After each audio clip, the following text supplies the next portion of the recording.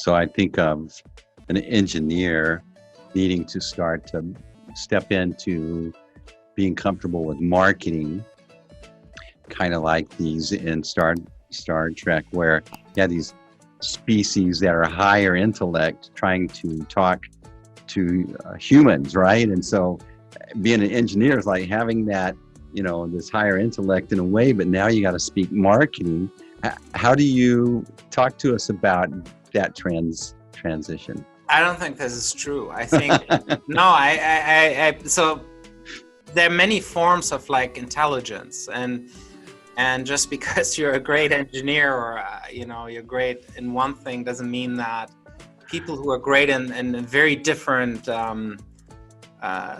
sort of like a different skill set, they're just as smart as you, they just have learned something else, right? So I think you just approach it with curiosity, right? What is the need that you're addressing, right? Like if let's say, if we're talking about marketing, what's marketing? Well, marketing is you're offering something and you want someone else to buy it. But really what you should be wanting is you should be wanting to understand what the other person's problem is, right? So one book, I've read a couple of books, and there's only so much you can get through books. There's only so much you can find out yourself, so you have to kind of do a little bit. But Eric Ries's book, The Lean Startup, he had a very interesting thought in it, which was that the marketing process is really a scientific discovery process. Mm-hmm.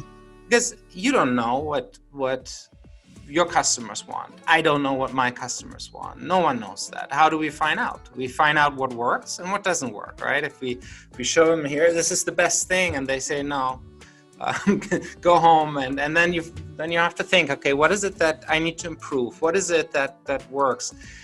And that's how you get to perfection of a product, right? And this is why it's so immensely difficult. This is why we advance as a society. If you look at a smartphone, right? It's so complicated, and there's so many things that are just right.